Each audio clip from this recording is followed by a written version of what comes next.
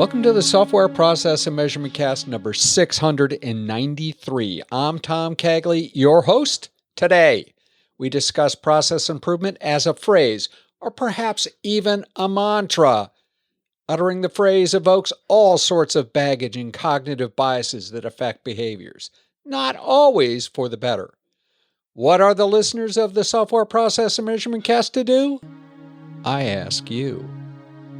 We also have a visit from Tony TImbol, who brings his To Tell a Story column to the podcast. We dive headlong into the tangled world of user stories and Agile requirements. Tony also announces his new ebook on Agile requirements, link in the show notes. I think he wants you to trade your email address for a copy of the book. I did so. It's well worth it.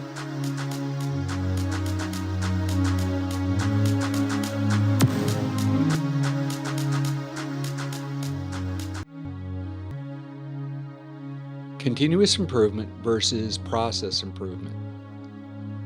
Process improvement is a phrase with baggage that evokes a number of cognitive biases that affect behaviors, not always for the better. To test this hypothesis, I asked a few people. By the way, there was no attempt to make this a valid survey. 2 responses reflect the wide variety of reactions that the phrase generated. Lisa Hallberg of Relativity used terms like coercion and resistance to change, whereas Chris Teeter of West Monroe Partners used terms such as meetings, tweaking, and opportunities for automation. Both answers establish anchor biases that will color how the respondent will react to the phrase process improvement. When pressed, the word process carries the most negative baggage. Perhaps the overfocus on the word process is a reflection of not an uncommon misinterpretation of the first value in the Agile Manifesto. We have come to value individuals and interactions over processes and tools. Some of the people that embrace Agile reject the idea processes are required. While this does not reflect a consensus view, those that hold that belief are often the loudest voices in the crowd. On the other side of the coin are those who have adopted an equally dangerous obsession with the idea that discovery and knowledge work is mechanistic as an assembly line, and therefore can be prescribed down to the task level. Neither extreme makes sense except in a very specific scenarios. Most of us live in the great gray area where some common processes exist, but nothing is perfectly deterministic.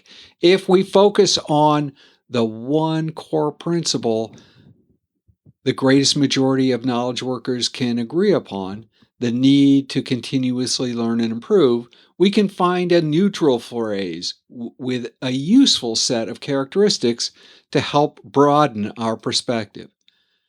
Abandoning the tag process and adding the term continuous reduces the baggage the phrase carries, while broadening the perspective. Continuous improvement has to address more than just process.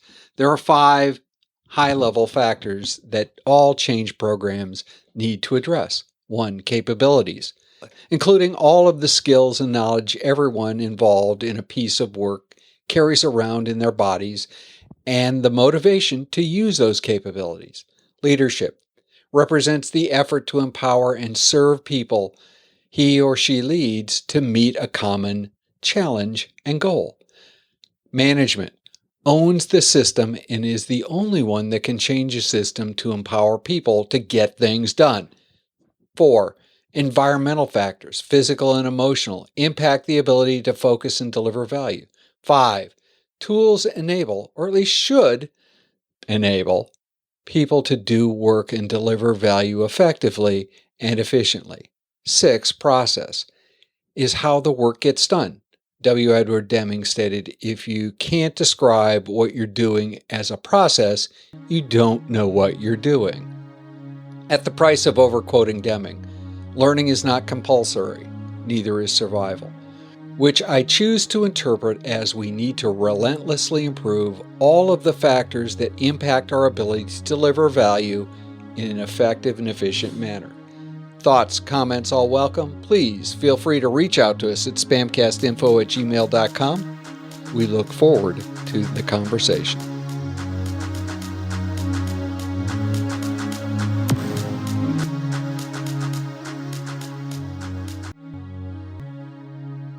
Tony TImbol, welcome to the Software Process and Measurement Cast.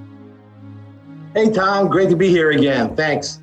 Tony, your To Tell a Story column is one of the fan favorites. Since it's now 2022, the podcast is in, I think, year 16 of the podcast. I think we ought to tackle a topic that probably near and dear to your hearts, but I haven't talked about probably in 12, 13 years. So before we dive into what Agile requirements readiness is, why don't we just tackle what the heck is an Agile requirement? Oh, that's a great question. And I've actually had to think a lot about that as I wrote the ebook on Agile Requirement Readiness, Achieving Faster Software Delivery. So an Agile requirement is really no different than a regular requirement. And so the fact that you've got an adjective in front of it describing it simply means that, okay, this software requirement should be now done agilely in an agile way. That's what people are trying to say, but there's a lot to unpack with that, because the issue is not so much the requirement as it is how to take that requirement and convert it into stuff that's actually workable. So Agile requirements, just like any other requirement, we should get all of those things, pile them up, probably get them signed off, have people throw holy water on them before we ever start anything else, right? Wrong. Whoa! And so here's the thing that I was able to work out, which I didn't have a language for until I started to put things together and had to force to write it down. And so it goes back to the definition of, let's take a step back from requirements and talk about scope. So what is scope? Well, scope is an intention to do something, right? And so requirements are a child of scope. And so when you write scope, you got to communicate that. And so what I figured out is that in the way in which software development works, there's two types of scope. There's aspirational scope and there's executable scope. And once I figured out that two categories of scope, I realized how requirements can be understood and managed in a way that can support the incremental development principle. The problem with most traditional software requirement development is that it's still stuck in a waterfall legacy mindset. And you got to shift that to an incremental development mindset, but that's very hard to do for folks and how they think about scope and business requirement. So what's the difference between the two kinds of requirements? So aspirational scope is scope, which is basically the idea or the intent of the business, of product managers or product owners, that is not yet consumable by Agile teams. And so converting that aspirational scope into executable scope is the process that we've described a lot in backlog refinement and so forth. But there's a gap between how you get aspirational scope to executable scope, and it's a challenge, especially since the traditional way is, well, let's spend a ton of time building a ton of these requirements, bless it with holy water, and sign it off. The idea is, no, that's not going to work in this new world. You have to do it using the incremental requirements principle, which simply states incremental requirements delivered early have more value than complete requirements delivered late. So borrowing from the Agile Manifesto principle model. Okay, I buy that. Okay, since we've established what Agile requirements are and that there's aspirational vision and executable vision, when you talk about Agile requirements readiness, what are we actually talking about? We're talking about an organization getting a sense of good enough, right? In Agile, we talk about definition of done and as a checklist of when a story is done and when it's ready beyond the acceptance criteria, right? When it's ready to actually get converted into either delivered as a release, or if it's ready to be into development and in production. So Agile Requirements Readiness is really a mindset where there's a collaborative consensus that the requirements are good enough to start development. And it's a judgment call, but it has to be a judgment call that's collaborative, not authoritative. And because so many of the organizations in the US have moved from an authoritarian model of business to a collaborative model of business, all of a sudden, now you've got all these different levels of delay built into the collaborative model of how ideas get from an idea to actually code. And so those delays, which we've been able to articulate in what I call the 4 C's of delay: cognitive overload, consensus delay, cadence delay, and convergence delay. And so those 4 C's of delay are built into the way people waterfall their requirements. And the way to break out of that is to think incrementally about requirements like you think incrementally about software development. Before we dive into that, I want to challenge an assumption that you made that basically said that most U.S. organizations have moved away from more of an authoritarian to a collaborative model. I don't buy that, Tony. I actually think that's an agile pipe dream. Convince me that I'm wrong. Okay, so when I say they moved from the collaborative model, what I mean is that's what they say they want to do, and that's how they try to practice it. But I agree with you.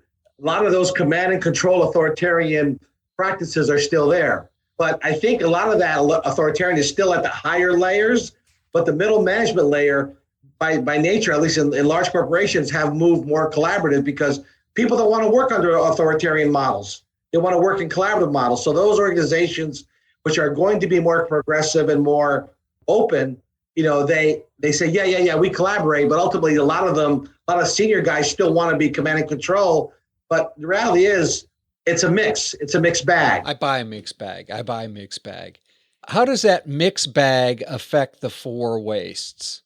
The 4 delays that we talk about. So, and I've got a couple of thought experiments in the ebook. For example, cognitive overload.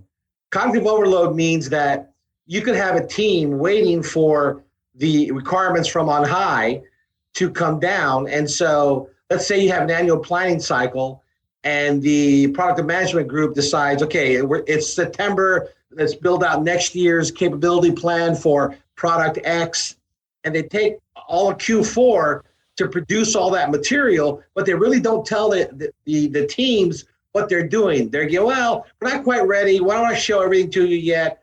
Yeah, here's a couple of ideas, but they're just not ready. And so what happens is they end up dropping a ton of material onto the teams, and the teams have to then absorb it and consume it. And what happens is that they get overloaded cognitively because that's a traditional waterfall dump. Even though they may have dumped it in pieces, it's still a waterfall dump. And so there's this delay by the time the team understands the terminology, the taxonomy, understands the new concepts, the new enhancements, and so forth. It just creates a delay. So that's a cognitive overhead delay. The other delay is consensus and cadence. In other words, it takes a while for a bunch of folks to agree what is ready. What are the requirements? We got to get buy-in from finance. We got to get buy-in from other folks. And so you get this round robin, Knights of the Round Table discussions that occur, and it just takes forever to get off the dime. And before you know it, you've spent 9 weeks trying to define something that a small startup could write in like a week, and for a large corporation. And then a cadence delay is simply the fact that agile teams are waiting for work to start, but the requirements are coming out of sync. There's this cadence or calendar that the business is working on is not exactly synced to the calendar or cadence of development team, and therefore the lack of synchronization creates delay.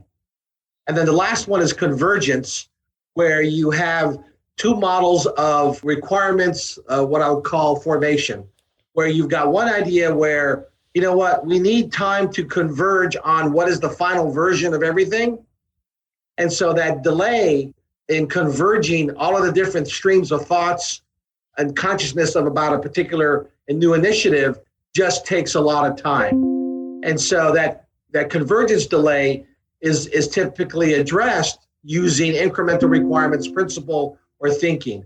And now some of those, the 4 C's of delays sometimes have the line between them sometimes gets blurred. Tony, if people wanted to continue the conversation, wanted to understand more about the 4 C's of delay, how would they go about doing that? Well, the ebook is available now. You just go to my website at TonyTImbol.com and feel free to give me your email and I'll be free to give you the book. And so that's really the exchange. The price is, I'm trying to build my email list of people who are interested in this topic. And so the ebook is free for anybody who logs in and enters in I want the ebook. It's right on the home page of TonyTImbol.com. And then I'll be literally blogging on this next week on my post and hopefully serializing this. I'm talking right now with one of the blog posts that work with startups of serializing the book content in a series of blog posts. And obviously I'll be talking about this a lot on the column. Super. So, Tony TImbol, thank you for bringing your To Tell a Story column to the Software Process and Measurement Cast. Thank you.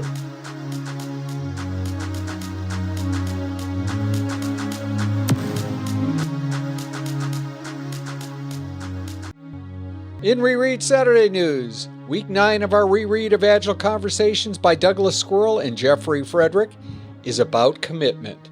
Over the years, I've observed that there are some people who are very committed to adopting a new way of working, some that pay lip service, and others who flat out resist. This is obviously a continuum. A quick update on last week's experiment. I was not able to leverage the concepts of joint design directly. I did use the coherence busting technique again. We are back to situational context, which is part of the conversation this week. I'm going to try again this week, and I'm also going to experiment with calculating the ratio of defined important words to total important words in a conversation that people are trying to generate commitment. It's funny. I think almost every conversation I have probably is a commitment conversation, whether we're ready or not. In the next Software Process and Measurement Cast, more AI with a conversation with Pratik Joshi. Mr. Joshi and I talk about the definition of AI, machine learning, and how to test AI.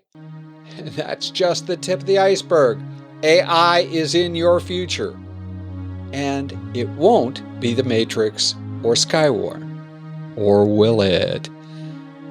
If process improvement is a never-ending journey, why do so many people ask, are we there yet?